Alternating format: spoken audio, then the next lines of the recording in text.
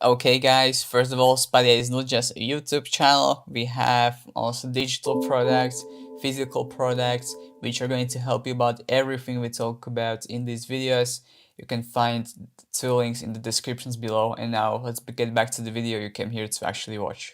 Hello everyone, welcome to another video. Today we have a special one. We have a second part of our fitness advantage journey or this series. Now the last time we made this video was about almost half a year ago. It should be now about 5 months, so a lot of things have happened in between that, and there is a lot of, I would say, updates to the whole structure of the fitness advantage. And funnily enough and interestingly enough, and I think it's good that there are even more benefits that exist around basically doing fitness as your main priority, and it's not even going to touch upon most of the topics we've talked about on this channel yet, but there's many things where you can apply the learnings that we will talk about in this video to your own life in ways that basically help you to think about your whole life in a more holistic way into the long future about topics we haven't really touched upon yet. Now, the fifth thing I want to outline is that we haven't really talked about fitness in terms of specifying, for example, cardio versus weightlifting and such. And the main reason has been that pretty much most of the learnings we've been talking about has been dedicated to weightlifting only, mostly because cardio isn't something that has been prioritized on in my own life as well. And on the other case, what we'll talk about in this video actually applies to both, and it's very important to actually touch on this topic in terms of what we'll actually go through. Weightlifting and cardio both have their own huge place. Cardio mostly because of the fact that you can increase your VO2 max, which basically means that your body is able to utilize and carry oxygen in a much more efficient way than before. And this is mostly trained by doing cardio, for example, or doing very light exercises on that end. While at the other side, weightlifting, I would mention, is mostly more dedicated to actually exercising your mind and body with basically explosive power. So that would help you both with strength and also hypertrophy of the muscles to also have better range of movement, for example, for your limbs, and to be able to be basically stronger and larger at the same time. Now, I basically prepared a couple of outlines for you guys in this video that we're willing to talk about in terms of the fitness advantage. And why to even bring up the topics I will talk about is that they help you to improve, I believe, improve your life in the long way for many, many years. And the first thing I want to outline is that the goal, in my opinion, the only goal, let's say, shouldn't be to only want to be as jacked as possible, especially for guys, because I think many times when people, for example, we've talked about this, when people start their own fitness journeys at the start of the year, so the New Year's resolutions thingy makes its way into another video again. But I think many times people don't see benefits in their own body composition. So it could be either losing fat or increasing muscle size. If people don't see benefits in that, I think it's mostly because of that we tend to stop. But on the other hand, the other benefits of fitness aren't being talked about, which I think are very important to point out, is going to be the main topic of this video.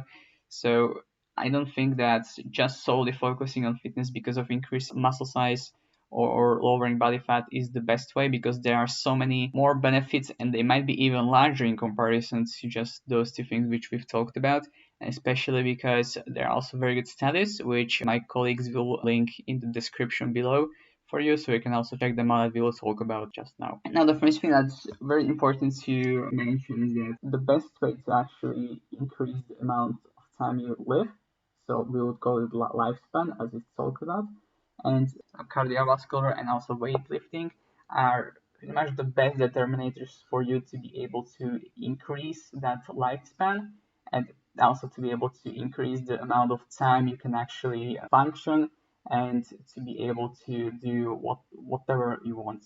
Basically, what seems to be the case that it's even able to get you at the minimum or around the range of 10 years plus in your life if you are able to exercise. And additional thing and cool thing is it's not just the amount of years you live, but because of all the benefits that we've outlined for many of the episodes already on this channel, exercising allows you to basically be able to better utilize your own body and neurons. So those 10 years aren't just for you living longer, but you are also able to still function quite well.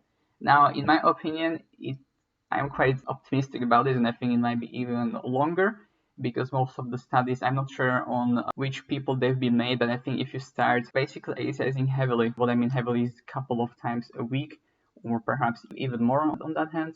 I think if you do that, if you are even below 50 years old, I think it's a great place to start. And I think it could be even more once you start to incorporate even other things that could improve your lifespan. And let's be quite fair, is that if you are able to increase the amount of time you live by 10%, which you can basically translate that to having 10% more time, let's say, each day than people who don't exercise on the other hand, I think that's pretty huge, and I think anyone would take that deal. Even if you, for example, have to spend half an hour a day on exercise, there's still huge amounts of benefits, not just from the exercise itself, but to be able to even have more time in your life, which is pretty awesome. Of course, that also depends on if you are in psychological state to want to have more time in your day, to want to live more. But that's also another topic in my opinion, but it's pretty huge.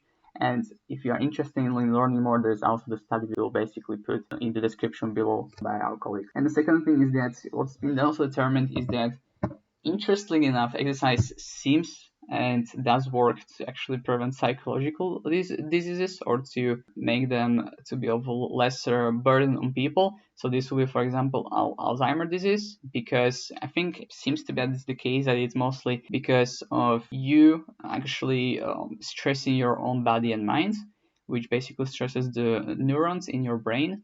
And that seems to be the case, that that combination also pair your body and mind better to basically deal with things such as Alzheimer's, on the other hand they may not even manifest that more easily. So exercise also from that case is able to basically prevent a lot of the things, or help you to lessen the burden of many of the psychological diseases that usually do come up as you get older into your 60s or 70s. So this actually coupled with the fact that you can actually live longer, also couples with the fact that you actually are much less likely to get the diseases that we just talked about, such as Alzheimer's as well, but many more. And with this in mind, you can basically see how both of those things basically tied together, basically much less likely to have even inflammation as you get older, to have issues where you may fall down from stairs as well, for example, because you're able to better control your body. So this is another case where by actually having a more muscle mass, since we do lose it as we age, you are able with exercise basically to use the muscles that you will have as you get older. If you do exercise, you will have more of them, and you're able to much more easily still have some muscle size to be able to control your own body in a much better way than, for example, being wheelchair bound, which again is a huge holistic thing for you to actually figure out and to be able to have. So this is just another, I do believe, a huge aspect of fitness, of both cardiovascular and also weightlifting, that is, I think, not looked up. I think it's actually not talked about that much often, hopefully. And what's been the good case that over the past, I think, couple of months, maybe after a year, it's been getting more attention, especially because of Dr. Peter Attia, who I also thank quite a bit for sharing much of the knowledge he has about all these topics. So if you also want to learn completely more, I believe he also has a book, which I unfortunately don't know the name of, but you can also check that out at this point. Now, another thing that is absolutely huge, and it might be even larger than the other ones, is that exercise itself, I think you know it yourself, is that it allows you to just feel much better about yourself after you do it. And it gives you even high throughout the rest of the day. And I do believe it gives you a high for the next couple of days, just because you did some kind of exercise in the day, for example, in the first day of the week. And it isn't just about you feeling better, but it's 100% about you making better choices. And I've heard this metaphor or methodology all of times, that once you exercise, you are much less likely to actually indulge in junk food, for example. And this is what I mean by making better choices. And this is like one of the things we actually picked up on, that we actually don't want to, let's say, burden our bodies with shit such as junk food after we actually make a good decision to exercise to get better.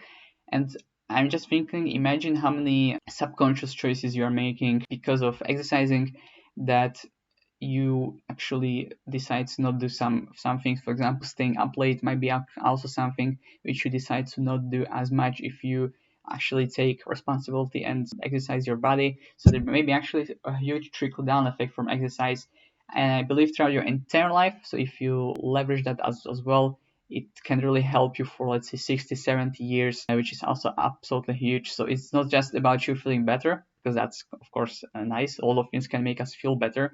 But the other thing is that it allows you to basically make much better choices. And I think one of the things is also that, for example, junk food, which is, I think, the easiest topic we can touch upon now.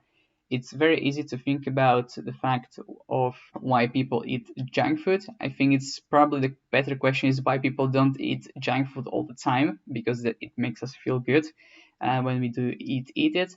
And I think once you, for example, exercise, which is what we're talking about now, I think somehow that gives you a reason to not want to eat junk food. So it's something very interesting to think about. I myself haven't really thought through or haven't been able to think about too much.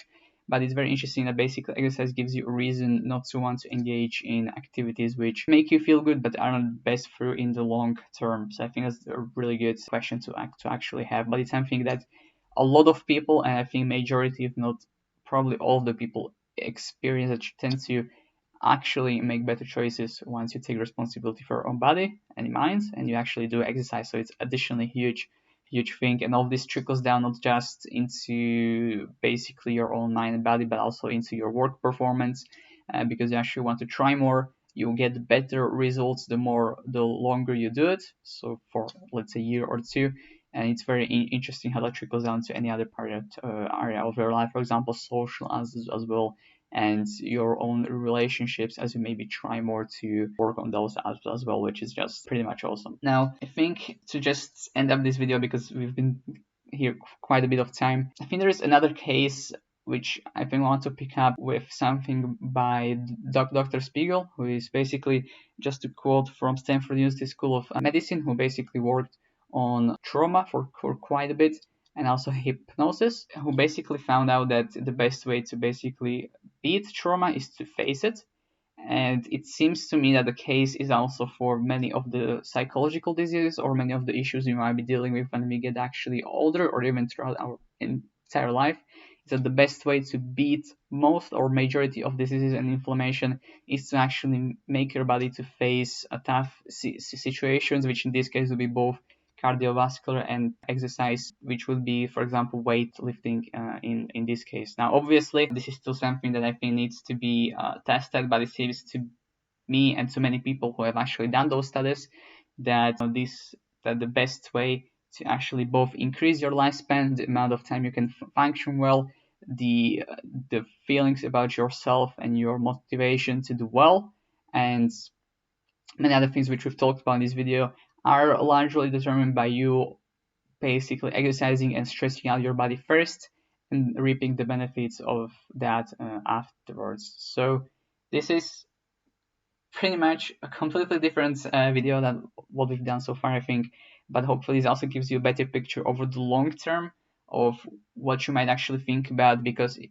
increasing the amount of time you can live for 10% and to actually function in that time when you get older, for example, and maybe even more as we have more and more data, it's pretty awesome. And basically looking forward to what we can find out about all of this. Yeah, enjoy, guys.